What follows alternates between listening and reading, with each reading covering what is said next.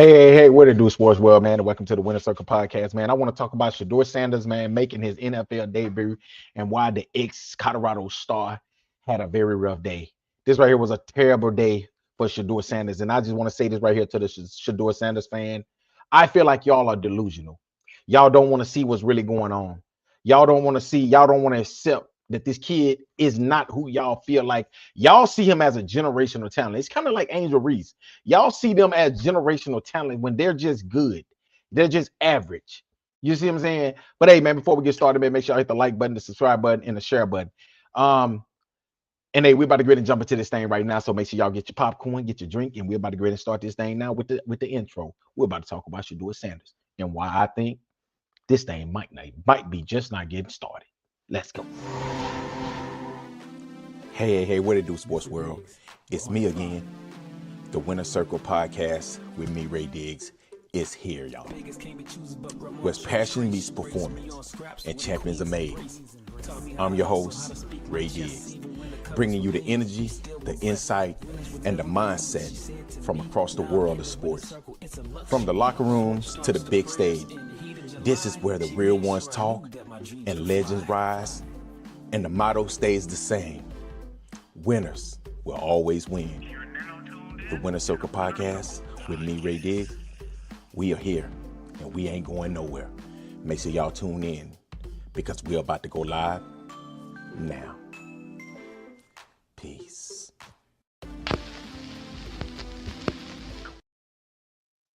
Hey, what it do, sports world, man? We back here, man. We want to talk about Shedeur Sanders' rough NFL debut and why I think that it could get worse as these weeks go by, man. But hey, like I said before, Shedeur Sanders came into the game for the Cleveland Browns. When he came into the game, the Cleveland Browns was actually winning the game 16-10, and they ended up losing the game 23-16. Okay, Shedeur Sanders had a very rough outing. He was 4 for 16 passing, 47 yards, 1 interception, and he was sacked 2 times.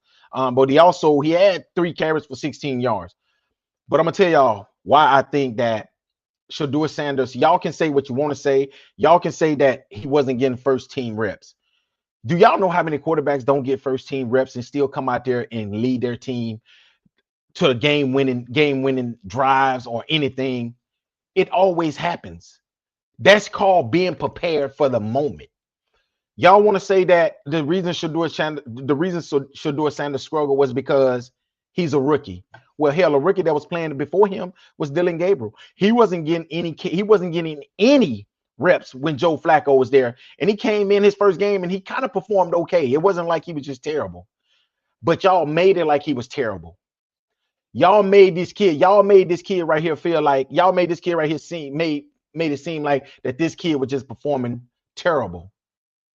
Now, Dylan Gabriel, in the games that he's played, he's had 7 touchdowns. He have over 900 yards passing, 7 touchdowns, and 2 interceptions. Okay. Now, y'all making it seem like this kid right here was just stinking it up. Okay. His first game, he was 29 for 52. Is that good? I mean, he's a rookie. That's the same analysis y'all use for Shedeur Sanders. He's a rookie. His first game, he was 29 for 52. And may I say, he played against the Pittsburgh Steelers. His first game, and he was 29 for 52. He was sacked 6 times, and he had 221 yards, no touchdowns, no interceptions. His second game against Miami, he won the game. He was 13 for 18, 116 yards. I'm gonna tell you what Shedeur Sanders fans said when his kid went 13 for 18. He wasn't doing nothing but dinking and dunking. He wasn't doing nothing but this. Y'all made it seem like everything that this kid did, that it was bad. But now Shedeur Sanders come out here and go 4 for 16, but he's a rookie. Dylan Gabriel's a rookie as well. And this kid came out here and he went 13 for 18 against the Miami Dolphins. I'm not saying the Miami Dolphins is good because they ain't. But, I mean, he's a rookie. He go out there and he get 116 yards, no touchdown, no interceptions, and they win the game. But y'all say, oh, well, it's because of the running back. He didn't do nothing but deke and dunk. I don't give a damn what you do. Shedeur Sanders probably should have deke and dunked, and maybe he would have never had all those incompletions, 4 for 16. There's no way you can make me believe that somebody know how to play football or somebody was prepared and they go 4 for 16. You know how hard it got to be for you to go 4 for 16 in an NFL game when you got people wide open everywhere.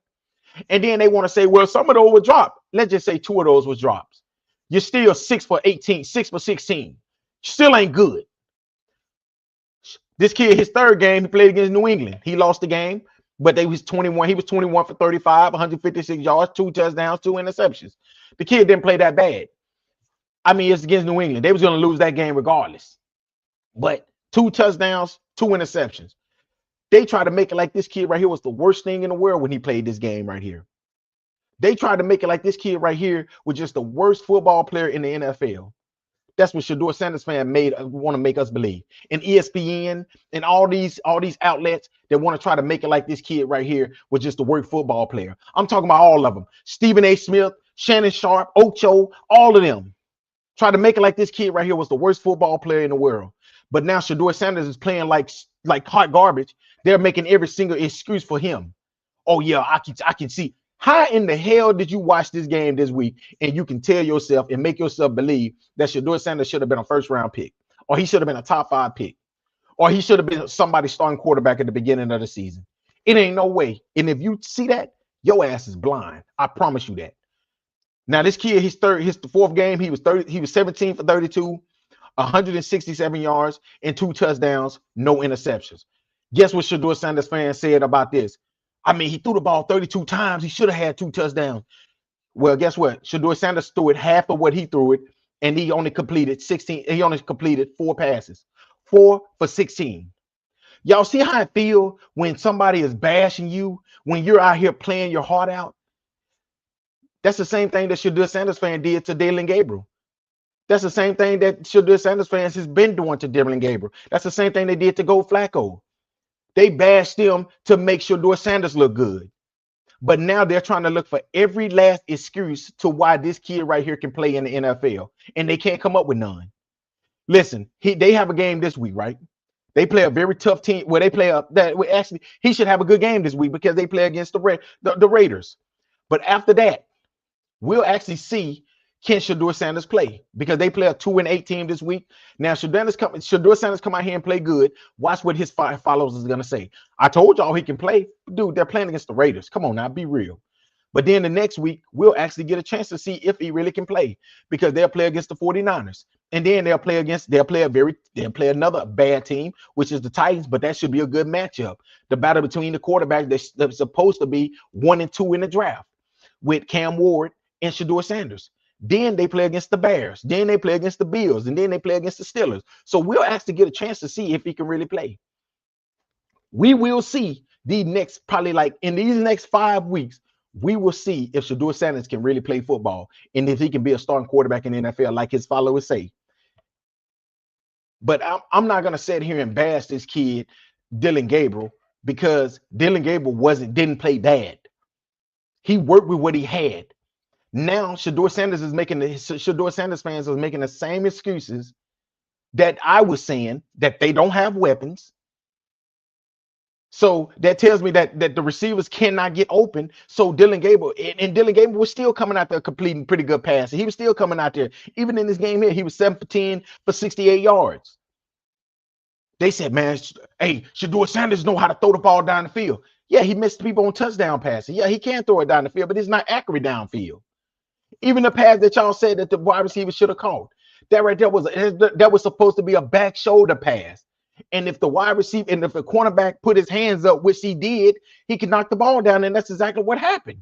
If he put that ball in the perfect position, then that wide receiver could have pretty much turned around, turned his body, and he could have caught that right there for a touchdown. So that right there wasn't on the wide receiver. It was more on Shedeur Sanders. He threw the ball before that. He threw it out of bounds on 3rd down. Instead of trying to get the 1st down, he trying to go deep for a touchdown and threw the ball in the back of the end zone. So a lot of things that Shedeur. And then what do his mother say? Well, if you don't get no reps, then you will be rusty as well. We're not going to let you use that. Well, I'm not going to let you. I don't know what everybody else is going to do, but I'm not going to let you use that analysis, because your son posts videos of himself after practice every day. Your son posts videos of him staying back during the bye week, getting better. So if he's getting better, do it matter whether he's getting reps with the first team? Do it matter whether? Because guess what? If you can play, you can play. It don't matter who you playing with. Tom Brady came into the game and went and won a Super Bowl. Patrick Mahomes came into the game and went and won a Super Bowl. Guess what? When Patrick Mahomes came in week 15, week 16 against, I forgot who he played. I think it was the Giants, his rookie year. Guess what? We saw This dude can play. This dude is a generational talent. Y'all want to make Shedeur Sanders to be Patrick Mahomes, which he ain't even in that category. Nowhere near that category. He's a valuable backup quarterback. And he's gonna, and when I say backup, y'all, think about what I say when I say backup. Backup starts too. Backup starts Jacoby Brissett is a backup, and he's starting for somebody. Jameis Winston is a backup, and he's starting for somebody. So that don't mean he won't start games. But he is a career backup. Y'all want to make it like he is that dude. Y'all want to make it like he's a generational talent. Also, people went in pretty much, man. I've been seeing people getting up on my post, talking to me a coon, calling me Uncle Tom, because I'm not a Shedeur Sanders fan. This is the problem that I got with a lot of y'all, that y'all are very hypocritical. When I say hypocritical, I mean you want me to go, you feel like I should go because you're going for Shedeur. I should support Shedeur. But a lot of y'all don't even support LeBron James. And he's a black man. So what's the difference between these two? Oh, I know why. You want me to support Shedeur Sanders because you support Shedeur Sanders. And you want me, you feel like, oh, you support LeBron James. I don't have to support who you like. Well, hell, I don't have to support who you like. So you can call me whatever you want to call me. Because a lot of y'all that stand behind that internet, behind these screens and talk and call people these names, you all are exactly what y'all calling everybody else. So I can care less about that. I'm gonna keep on going for who I want to go for. I'm gonna cheer for who I want to cheer for, and I don't have to choose. I don't have to cheer for Shedeur Sanders, and I don't have to cheer for Angel Reese, because that's exactly who the fans that be always coming. Oh, you hating on the black woman? You hating on the black man? At the end of the day, dude, it don't matter to me. If you can play, you can play. Whatever color you are, it don't matter to me. If you can play, you can play. And I feel like that he is entitled. That's exactly what it's been. Because I think that, and I'm gonna say this, I think that if you take any player that got a little bit of talent, if you take any player that have a little bit of talent and their dad coached them from college, from high school all the way through college, I think they'll be in the same position that Shedeur Sanders is in. I think they'll be in the same position that Shedeur Sanders was in. If you give them the resources that Shedeur Sanders has been given, I think they do the exact same thing he do. I think they can be drafted to the NFL. I think they can win the awards that he won. So what is he doing that's so outstanding? His dad coached him in high school. His dad followed him to college, and his dad has been his entire career. Now he have to earn something, and y'all feel like he should be given that. Oh no, he should be the starting quarterback. Why? If he can't beat out Dylan Gabriel, what the hell make you think he can beat out anybody else? Why makes y'all think he's a starting quarterback? That's all I'm saying, people. That's all I am saying. Let him earn his position. If he earns his position, it feels better. But everything that up until now he's been given to him. He's never had to earn a position. He didn't have to earn a position in high school. He didn't have to earn a position in neither one of the colleges that he went to, because Deion Sanders pretty much recruited bad quarterbacks that was playing behind him. That's the reason why they're having a quarterback situation right now, because he had bad quarterbacks behind him. Because their bad quarterbacks do not pretty much put a target on his back. They don't challenge him. He knows that he's the starting quarterback for that team. And that's the reason why he's in this position he's in now, that he have to fight for a starting position, and he's losing. Unless a player get hurt, then they put him into the game. And hell, the Browns don't even want to commit to him right now.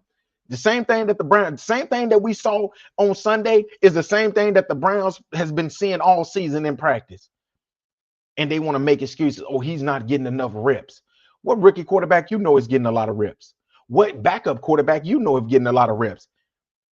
Exactly, none, because the starter is going to get all the reps. That's what the hell you think? Why would I give you reps when I have a starting quarterback? That's just like me going to play with Joe Barrow, and then they say, you know what, hey Ray, we're going to put you out here on the field. Joe, go over there on the sideline and rest. No, Joe got to get prepared for Sunday. Ray, you need to get ready as well, just in case something happens. But guess what? We ain't focused on you right now. But but Shedeur Sanders fan feel like you supposed to focus on him as well. No, why they not splitting? Why they not split? In what world do you feel like I'm splitting reps with you? Think about that. I'm the starter, you the backup. What the hell am I splitting snaps with you for? They don't say that about no other quarterback. but Shedeur Sanders, because you have to make excuses for somebody that's not that talented. He's not that talented, y'all. That's the bottom line. That's right there why everybody on TV is making excuses for him. From Stephen A. Smith to Ocho to Ho, the other dude on Speak Easy. All of these dudes is making nothing but excuses for Shedeur Sanders because he's not that talented.